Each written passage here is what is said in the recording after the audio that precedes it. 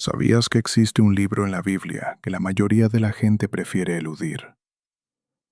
Se encuentra al principio del Antiguo Testamento, repleto de leyes peculiares, rituales detallados y directrices sobre la sangre y los sacrificios. Para muchos, el Levítico es como una puerta cerrada.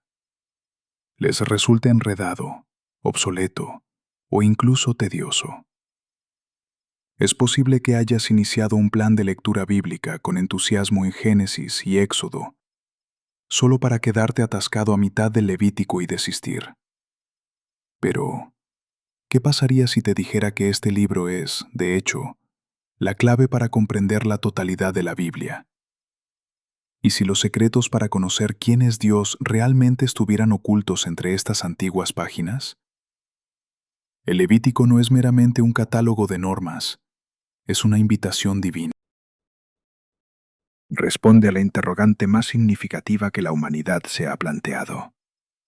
¿Cómo puede un pueblo pecador y fracturado vivir en la presencia de un Dios santo y perfecto?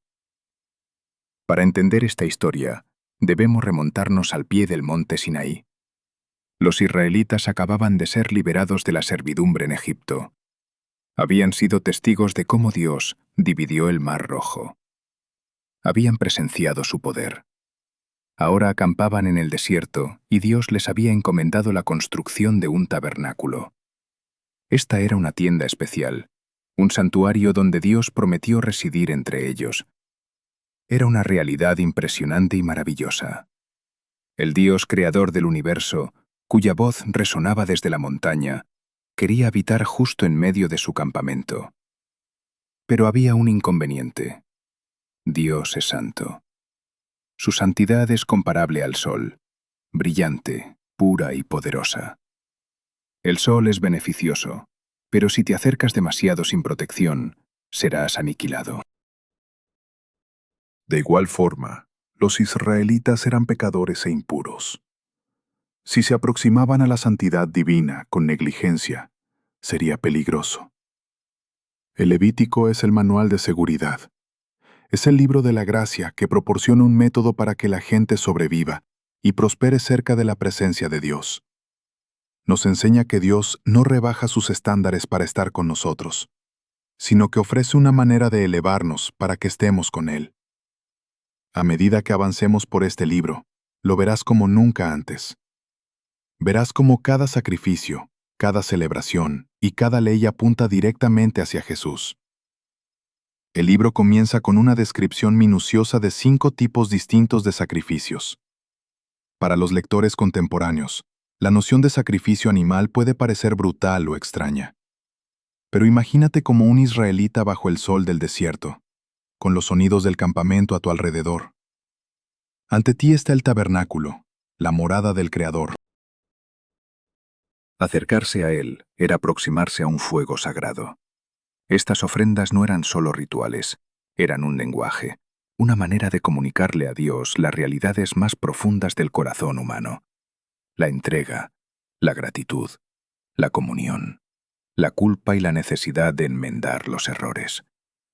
Cada ofrenda era una potente lección visual que enseñaba que el pecado es grave, pero que Dios ha provisto un camino de regreso. Primero estaba el holocausto. Este era un acto voluntario de adoración, una expresión profunda de entrega total. Una persona traería un animal sin defecto, lo mejor de su rebaño, a la entrada del tabernáculo. Pondrían su mano sobre la cabeza del animal, un momento crucial de identificación. Con ese toque decían: «Este animal me representa. Su vida es entregada en mi lugar». Luego, todo el animal era consumido por el fuego en el altar, ascendiendo a Dios como humo. Nada se retenía. Esto simbolizaba una devoción completa. Era una forma física de orar. Dios, toda mi vida, cada parte de mí te pertenece. Nos reta a preguntarnos si estamos reteniendo algo de Dios o si estamos dispuestos a colocar nuestras vidas enteras en su altar como un sacrificio vivo. Luego venía la ofrenda de grano. Esta era la única ofrenda principal que no implicaba el derramamiento de sangre, hecha de flor de harina, aceite e incienso. Era un regalo de alimentos de la cosecha. Esto no se trataba de pecado, sino de gratitud. Representaba la dedicación del trabajo de una persona y el fruto de su esfuerzo a Dios. Cada comida, cada trozo de pan era un regalo de Él. La ofrenda de grano era una manera para que la gente reconociera que Dios era la fuente de su provisión diaria. Nos enseña que nuestro trabajo, nuestras habilidades y nuestros recursos no son solo nuestros. Pueden y deben ser ofrecidos a Dios como un acto continuo de agradecimiento por su fidelidad en nuestras vidas cotidianas. El tercer sacrificio era la ofrenda de paz, y era verdaderamente única. Era una celebración. Al igual que las otras ofrendas, una porción del animal se daba a Dios en el altar, y otra porción se entregaba al sacerdote, pero la mayor parte de la carne se devolvía al adorador para ser compartida en una comida comunitaria con familiares y amigos en la presencia de Dios. Esto era una barbacoa sagrada, un símbolo de comunión y amistad restauradas con Dios. Era una declaración de que había paz entre el adorador y su Creador. Nos recuerda que Dios no solo quiere nuestra obediencia formal, anhela una relación gozosa con nosotros. Quiere sentarse a la mesa con nosotros, compartiendo las bendiciones de la vida. Después, surgieron las ofrendas obligatorias que abordaban de forma directa el problema del pecado. La ofrenda por el pecado se destinaba a las transgresiones involuntarias, aquellas cometidas por ignorancia o debilidad. Esto subraya la elevada vara de santidad que Dios establece. Incluso los errores de los que no somos plenamente conscientes contaminan la comunidad y erigen una barrera entre nosotros y Dios.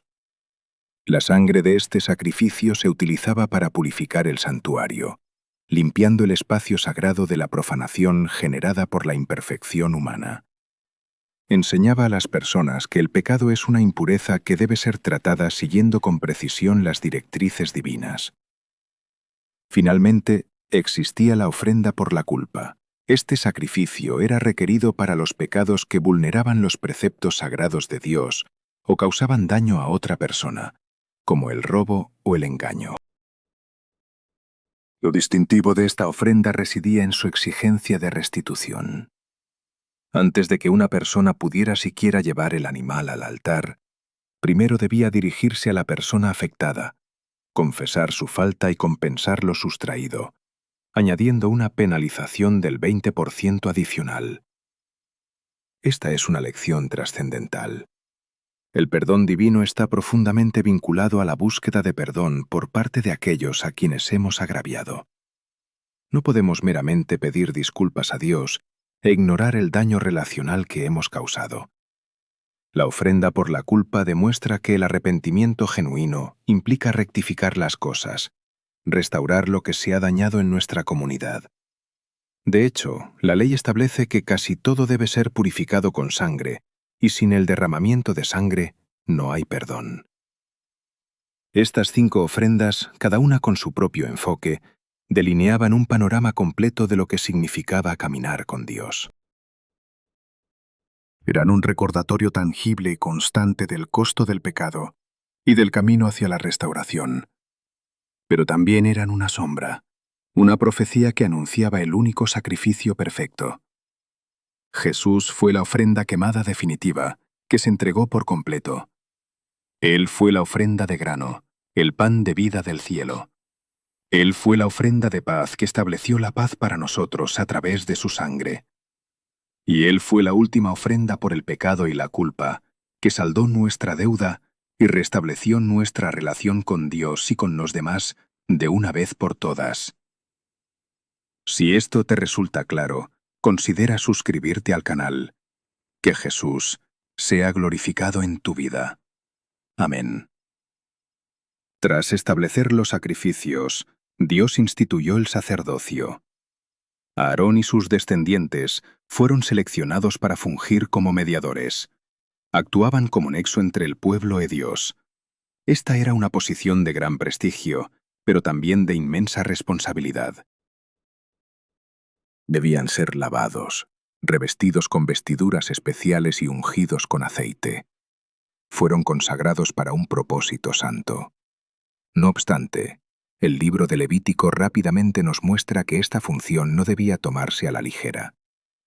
En Levítico 10 ocurre una calamidad que conmociona a todo el campamento. Los dos hijos de Aarón, Nadab y Abiú, imprudentemente ofrecieron fuego no autorizado ante el Señor. La Biblia no proporciona cada detalle, pero es evidente que desobedecieron las instrucciones específicas de Dios. Trataron la presencia divina como algo común. Hicieron las cosas a su manera en lugar de la de Dios. Así que el fuego emanó de la presencia del Señor y los consumió, y murieron ante el Señor. Este suceso es impactante. Nos hace detenernos. ¿Por qué haría Dios esto? Sirve como una severa advertencia. Dios no es un león domesticado. Él es santo. No podemos acercarnos a Él bajo nuestros propios términos, basándonos en nuestras preferencias o sentimientos. Debemos acercarnos a Él de la manera que Él ha solicitado. Moisés habló con Aarón después de esta tragedia y le explicó lo que Dios quiso decir. Entre aquellos que se acercan a mí, seré santificado, y a la vista de todo el pueblo, seré glorificado. Esta historia nos recuerda que la adoración no se trata de nosotros. No se trata de lo que nos hace sentir bien. Se trata de honrar al Creador del universo con reverencia y asombro. Los sacerdotes eran llamados a un estándar más elevado, porque representaban a Dios ante el pueblo. Hoy no tenemos un sumo sacerdote humano como Aarón. Tenemos a Jesús. Él es el sumo sacerdote perfecto que nunca falla. Nos ofrece un camino para acercarnos a Dios con confianza. Pero nunca debemos perder nuestro sentido de asombro y respeto por quién es Dios. A medida que avanzamos en la sección central de Levítico, nos encontramos con capítulos que han confundido e incluso repelido a los lectores durante siglos. Estas son las intrincadas leyes sobre animales puros e impuros, enfermedades cutáneas, moho en las paredes y diversas secreciones corporales. Superficialmente, es sencillo preguntarse, ¿por qué le importa tanto a Dios la dieta y la higiene? ¿Es acaso un código de salud antiguo? Aunque estas leyes ciertamente promovían el bienestar físico, su propósito principal era enseñar una profunda verdad espiritual. Para entenderlas, debemos ver el campamento israelita como lo veía Dios, un sistema solar espiritual. En el centro mismo estaba el lugar santísimo, la ubicación de la presencia manifiesta de Dios. Este era el núcleo, un sol de vida pura y no creada y de santidad peligrosa. El resto del campamento orbitaba alrededor de este centro. Cuanto más cerca estabas, mayor era el estándar de santidad. Todo el sistema estaba diseñado para responder a una pregunta. ¿Cómo es posible que persista la vida en un mundo asediado por la muerte? La clave radica en comprender que los términos puro e impuro no se referían a pecaminoso y justo. Uno podía volverse impuro sin haber cometido pecado alguno. Más bien, impuro denotaba una asociación física con la muerte, la descomposición o el desorden, lo que impedía el acceso al espacio sagrado donde moraba el Dios de la vida. Dios es el origen de toda vida. Por consiguiente, cualquier cosa que representara lo contrario, la pérdida de vida o el proceso de morir, debía mantenerse alejada de su presencia inmediata. Consideremos las leyes dietéticas en Levítico 11. Los animales designados como puros eran, en general, aquellos que simbolizaban el orden y la vitalidad. Por ejemplo, los animales terrestres debían tener la pezuña hendida y rumiar. Las criaturas marinas debían poseer aletas y escamas. Los animales prohibidos solían ser depredadores, carroñeros o habitantes de las profundidades, seres vinculados a la muerte, la sangre o las aguas turbulentas.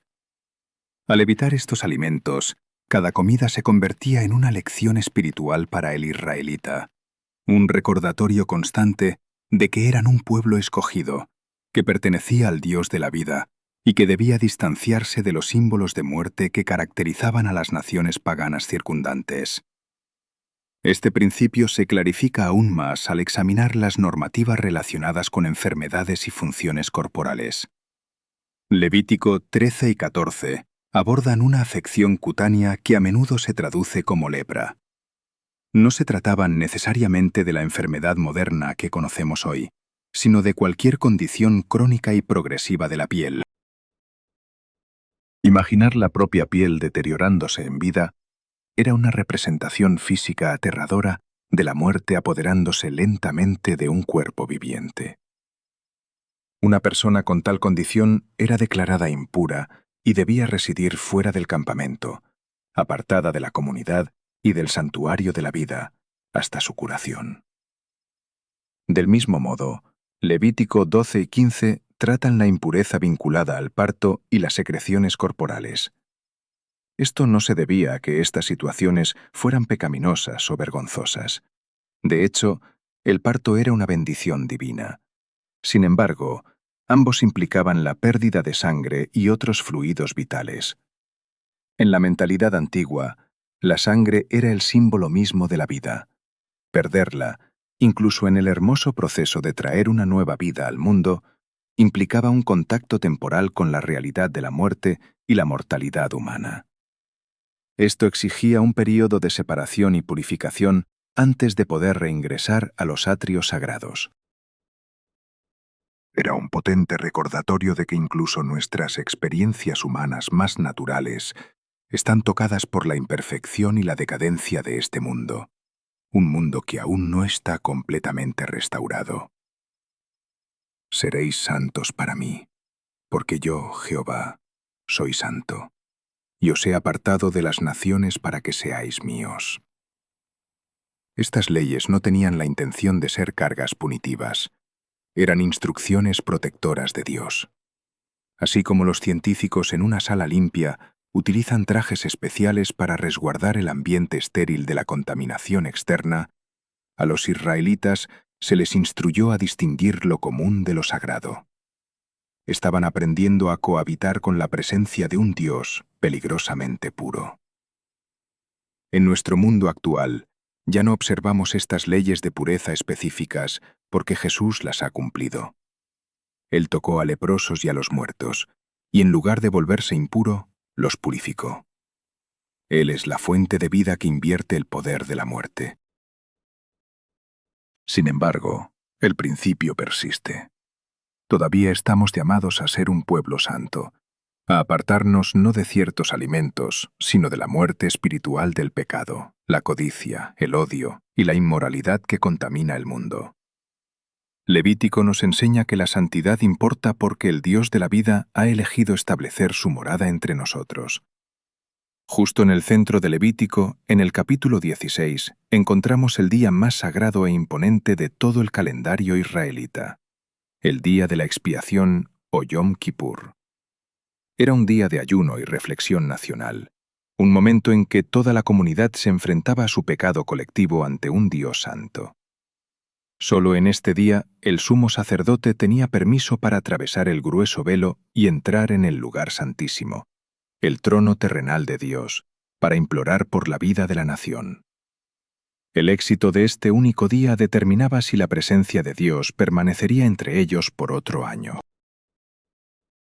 El ritual era meticuloso y lleno de dramatismo. El sumo sacerdote primero expiaba sus propios pecados, pues él también era un ser humano falible. Solo entonces podía representar al pueblo. Presentaba 2 cabros machos idénticos ante el Señor a la entrada del tabernáculo. Aquí, la ceremonia tomaba un giro enigmático. Echaba suertes, una especie de dados sagrados, para decidir el destino de cada cabro. Una suerte estaba marcada para el Señor o para Yahvé. La otra suerte estaba marcada para un nombre que no aparece en ninguna otra parte de la Biblia, para Azazel. La mayoría de las traducciones simplemente dicen para el chivo expiatorio. Pero esto omite el profundo y escalofriante significado. Azazel, en la antigua tradición judía, no se entendía como una acción, sino como un nombre. El nombre de una entidad demoníaca o la personificación del desolado desierto mismo, el reino de la muerte, el caos y el exilio. Así, la elección era drástica. Un chivo estaba destinado a Dios, simbolizando la vida y el orden. El otro, a Azazel, en representación de la muerte y el caos. El chivo agraciado con el lote para el Señor era sacrificado como ofrenda por el pecado. Su sangre, emblema de su existencia, era recogida. Luego, en el instante de mayor solemnidad del año, el sumo sacerdote, portando esa sangre, se internaba en solitario en la sobrecogedora penumbra del lugar santísimo. Allí rociaba la sangre sobre la cubierta del arca de la alianza, el propiciatorio. Esto no era para purificar a Dios, sino para limpiar el santuario de la contaminación de los pecados del pueblo acumulados durante el año. Constituía un pago. La vida del chivo inocente se entregaba para satisfacer las justas consecuencias del pecado, permitiendo que la santa presencia de Dios permaneciera sin aniquilar al pueblo. Pero, ¿qué ocurría con el segundo chivo? El que estaba asignado a Azazel. El destino de este chivo era, sin duda, aún más profundo. Se le mantenía con vida. El sumo sacerdote se dirigía hacia el chivo que esperaba, posaba firmemente ambas manos sobre su cabeza, y ante toda la congregación confesaba todas las iniquidades, rebeldías y pecados del pueblo de Israel. Este era un acto visible y tangible de transferencia. La culpa de la nación era simbólicamente cargada sobre este animal vivo. Después, un hombre designado conducía al chivo lejos del campamento, en un largo trayecto hacia el desierto árido e inhóspito. El chivo llevaría consigo todos los pecados a un lugar remoto, y el hombre lo soltaría en la vastedad. Mientras el pueblo observaba al chivo desaparecer en el horizonte, veían cómo sus pecados eran desterrados, eliminados del campamento y devueltos al reino de la oscuridad y el caos, de donde habían surgido. El primer chivo saldó el precio del pecado con su vida. El segundo chivo se llevó por completo la culpa del pecado. Ambos eran indispensables. Uno purificaba, el otro alejaba. Uno satisfacía la justicia, el otro simbolizaba el destierro. Esta asombrosa ceremonia en dos partes constituye una de las más claras representaciones del Evangelio en el Antiguo Testamento. Jesús es el cumplimiento de ambos chivos. Él es el chivo para el Señor, nuestro sacrificio impecable, cuya sangre fue ofrecida en el santuario celestial para limpiarnos de todo pecado y satisfacer la justicia de Dios de una vez por todas. Pero también es nuestro chivo para Azazel. En la cruz, Dios cargó sobre él la iniquidad de todos nosotros.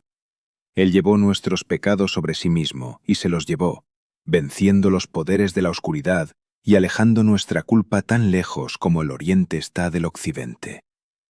El día de la expiación nos muestra que la obra de salvación está consumada. La deuda ha sido pagada y el pecado ha desaparecido. Después del día de la expiación, el enfoque del libro cambia. Los capítulos 17 al 20 suelen denominarse el Código de Santidad. Ahora que el pueblo ha sido limpiado y reconciliado con Dios, ¿cómo debe vivir? La santidad no se limita a rituales en una tienda. Se refiere a cómo tratas a tu prójimo, a tu familia y al extranjero que vive entre vosotros. Dios imparte instrucciones rigurosas acerca de la ética sexual. Las naciones circundantes a Israel practicaban barbaridades. Destruían la unidad familiar y utilizaban los cuerpos para el placer egoísta. Dios instó a su pueblo a honrar el matrimonio y a considerar la sexualidad como un don sagrado. También les ordenó cuidar de los pobres. Al cosechar sus campos, se les indicó que no segaran hasta los bordes. Debían dejar algo de grano para los pobres y los extranjeros. Este era un sistema de bienestar inherente basado en la generosidad. Es en esta sección donde encontramos uno de los versículos más célebres de la Biblia. Mucha gente cree que Jesús lo dijo por primera vez, pero él citaba Levítico. No busques venganza ni guardes rencor contra nadie de tu pueblo, sino ama a tu prójimo como a ti mismo. Yo soy el Señor. La santidad es amor práctico. No puedes decir que amas a Dios y odiar a tu hermano. No puedes adorar en el santuario y luego defraudar a tus empleados o ignorar a los pobres. Levítico nos enseña que nuestra relación vertical con Dios debe impactar nuestras relaciones horizontales con las personas. La santidad de Dios debe impregnar cada aspecto de nuestras vidas, desde la mesa de la cocina hasta el mercado. En Levítico 23, Dios traslada la atención del individuo a la nación y del momento presente a la totalidad de la historia humana. Aquí, Dios establece sus tiempos señalados, o en hebreo, sus moed. A menudo traducimos esta palabra como fiestas, sugiriendo un día festivo o unas vacaciones. Pero la palabra hebrea significa en realidad una cita divina o un tiempo de encuentro fijo. No eran meras festividades culturales ideadas por Israel para divertirse. Eran ensayos generales orquestados por Dios mismo, prefigurando los eventos cruciales de su plan para la redención del mundo. A través de estas 7 fiestas, Dios trazó literalmente la cronología de la salvación. Se dividen en 2 grupos principales: las fiestas de primavera y las fiestas de otoño, separadas por una larga cosecha de verano. Al repasar, notamos que las primeras 4 celebraciones fueron cumplidas con exactitud literal por Jesús mediante su muerte, sepultura, resurrección y el envío del Espíritu Santo. Esto nos lleva a una asombrosa revelación. Si las fiestas de primavera se realizaron de manera perfecta en su primera venida, las festividades de otoño, sin duda, se cumplirán con la misma perfección en su segundo advenimiento. La cronología se inicia con la Pascua. El día 14 del primer mes, los israelitas conmemoraban la noche en Egipto cuando la sangre de un cordero inmaculado en sus dinteles los salvó del ángel exterminador. Por siglos, recrearon esta cena, esperando la verdadera liberación. En el Nuevo Testamento, Jesús fue crucificado precisamente el día de la Pascua.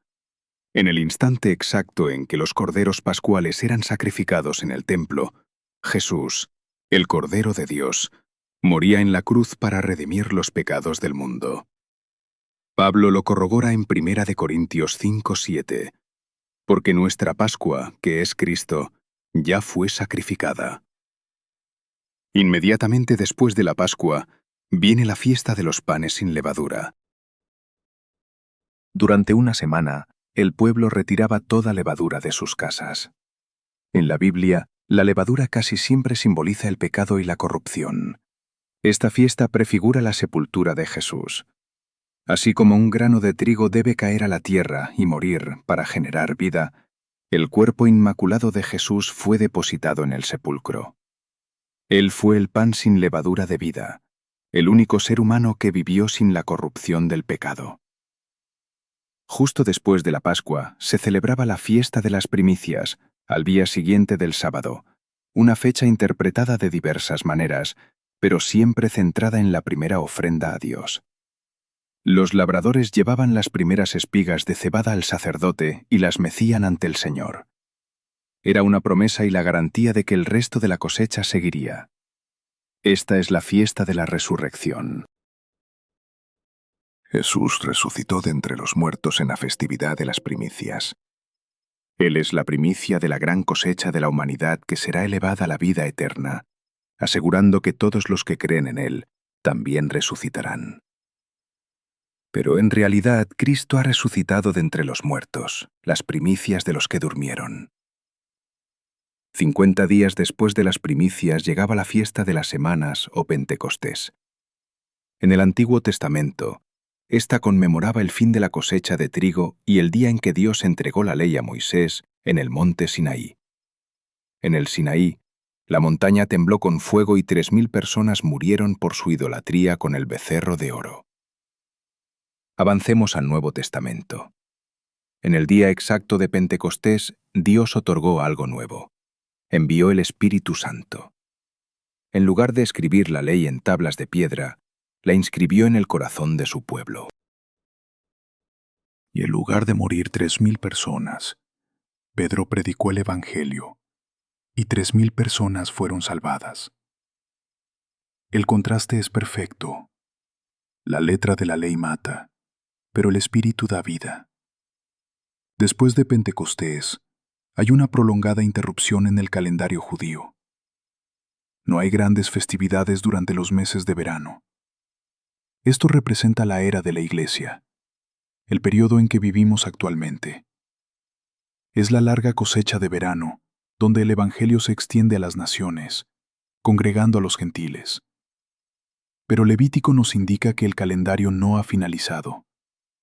Las fiestas de otoño se aproximan. El siguiente evento es la fiesta de las trompetas. Esta es una fuerte llamada de alerta. El sonar del shofar o cuerno de carnero era una señal para prestar atención, una indicación para que los trabajadores del campo cesaran la cosecha y regresaran al templo. Marca el fin de la era de la cosecha. Muchos estudiosos creen que esto alude al rapto o al regreso de Cristo por su iglesia. Es la última trompeta descrita por Pablo, el clamor que despierta a los muertos y reúne al pueblo de Dios. 10 días después de las trompetas, viene el día de la expiación, que ya hemos analizado como el día de la purificación nacional. Proféticamente, esto apunta a la futura salvación de la nación de Israel. Zacarías 12:10 nos habla de un día en que el pueblo judío mirará al que traspasaron y se lamentarán por él como quien se lamenta por un hijo único. Este futuro día de la expiación será el momento en que el remanente de Israel reconozca a Jesús como su Mesías y entre en el nuevo pacto. Finalmente, el calendario concluye con la fiesta de los tabernáculos. Esta era la celebración más alegre del año. La gente construía refugios temporales o enramadas y acampaba para recordar la provisión de Dios en el desierto. Pero proféticamente, apunta al milenio y a la nueva tierra. Es el objetivo final de la historia, Dios habitando con el hombre. Es el tiempo en que el tabernáculo de Dios estará con los hombres. No más tiendas temporales, sino un hogar eterno. Es el gran banquete de bodas del Cordero, donde la alegría nunca terminará. Levítico 23 no es solo un calendario para antiguos agricultores. Es el plan maestro de la historia. Nos muestra que Dios nunca llega temprano ni tarde. Siempre es puntual. Nos da la certeza de que, así como Jesús cumplió las primeras 4 fiestas, regresará para cumplir las 3 restantes. Nos encontramos en una pausa en el tiempo de cosecha, aguardando el eco de la trompeta. El libro de Levítico profundiza aún más al describir la justicia divina. En su capítulo 25 se nos presentan el año sabático y el año de jubileo. Dios ordenó que cada 7º año la tierra debía descansar. No se araría ni se cosecharía. Esta instrucción exigía una fe inmensa. El pueblo tenía que confiar en que Dios proveería lo necesario en el 6º año para subsistir durante el 7º. Esto les enseñó que no eran los dueños de la tierra, sino sus administradores. Dios era el verdadero propietario. Cada 50 años se celebraba el año del jubileo, un reinicio radical para la sociedad. En la antigüedad, la gente podía caer en deudas profundas y verse obligada a vender sus tierras o incluso a sí misma como esclava para sobrevivir. Sin embargo, el jubileo lo transformaba todo. Se condonaban todas las deudas, todos los esclavos eran liberados y todas las tierras regresaban a sus familias originales. Santificaréis el año 50 y proclamaréis libertad en la tierra a todos sus habitantes. Esto impedía la pobreza generacional. Frenaba que los ricos monopolizaran todo y dejaran a los pobres sin nada. Revelaba el anhelo de Dios por la libertad y la restauración. Jesús inició su ministerio citando la profecía de Isaías sobre el jubileo. Vino a proclamar buenas nuevas a los pobres y libertad a los cautivos. El Evangelio es el jubileo supremo. Éramos esclavos del pecado con una deuda impagable. Jesús saldó esa deuda y nos liberó. Él nos devuelve nuestra herencia celestial. Levítico nos muestra que a Dios le importan la justicia social y la equidad económica, porque es un Dios que libera. El libro culmina en Levítico 26 con una disyuntiva clara, similar a la que enfrentaron Adán y Eva en el Edén. Dios presenta dos caminos: obediencia o desobediencia. Si el pueblo obedece sus estatutos y cumple sus mandamientos, promete bendiciones inauditas, lluvia para sus cosechas, paz en su tierra y victoria sobre los enemigos. Pero la mayor bendición es su presencia.